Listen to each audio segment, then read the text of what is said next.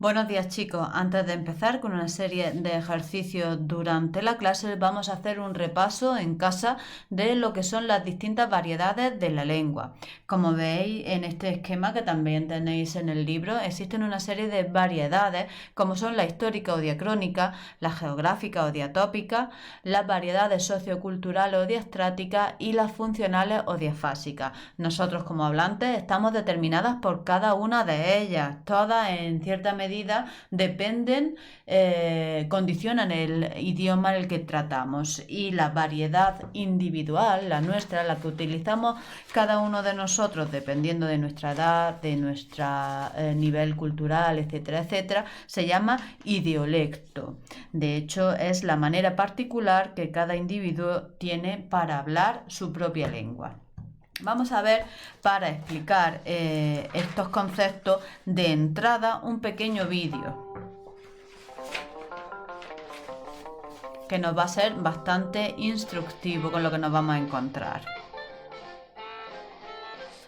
La variedad diacrónica está un poco vinculada a lo que es el momento histórico. A lo largo de la historia la lengua cambia. Entonces en la Edad Media, si se decía tornaba la cabeza, ahora decimos giraba la cabeza. Eso se llama variedad diacrónica, los cambios temporales.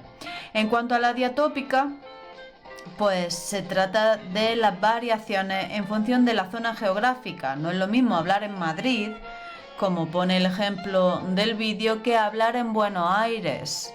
En Argentina se habla totalmente distinto que aquí, como en buena parte de Hispanoamérica. Las variedades diastrácticas son factores socioculturales y están vinculados a los grupos sociales en el que te encuentres, al grado de instrucción, a la jerga y a la edad que tengas. No es lo mismo hablar si eres joven que si eres mayor. Por ejemplo, una señora pues diría voy a jugar a las cartas, mientras que vosotros habláis más de colegas. Eso es la variedad diastrática. La diafásica está vinculada a la situación, al contexto. De esto hemos hablado en muchas ocasiones.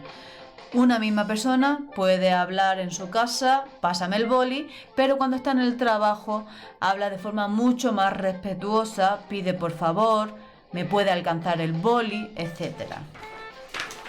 Y eso básicamente es el resumen del tema, aunque no por ello vamos a ver con más detenimiento lo que es pues cada uno de las páginas del libro.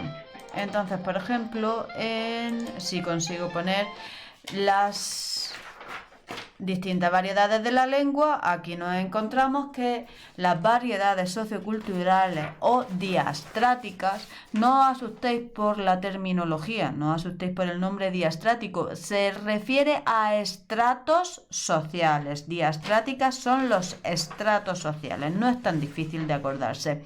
Y eso significa que en el nivel alto oculto una persona pues dispone de un código mucho más elaborado y de un dominio de la lengua que se emplea con mayor corrección o que sabe adaptarse a varios niveles.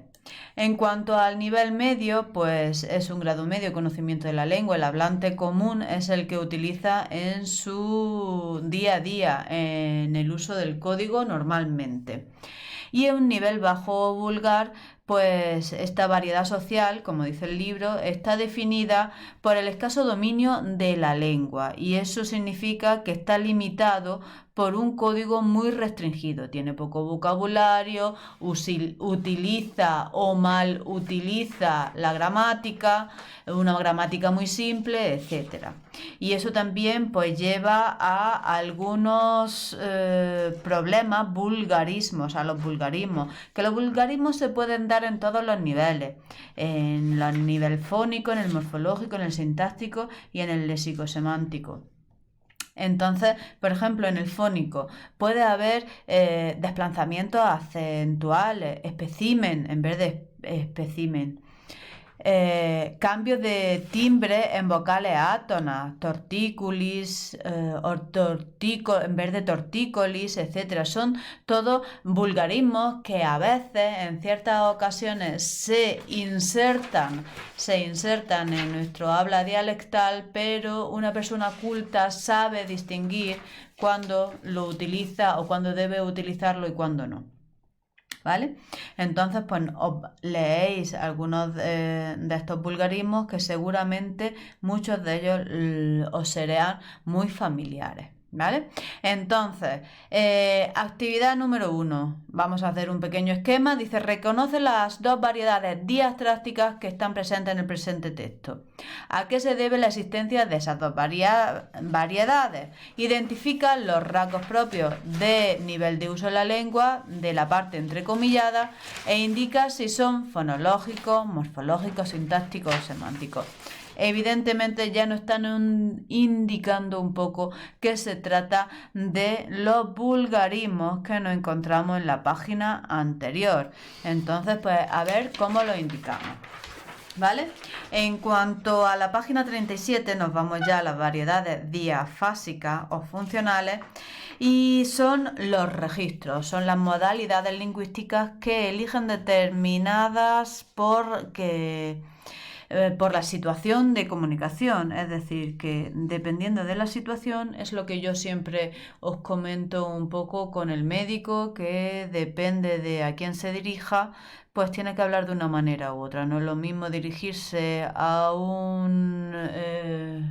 en un escenario a colegas suyos y hablar sobre algo muy científico que dirigirse en su consulta a un niño de 2 años. Todo eso está muy diferenciado para él.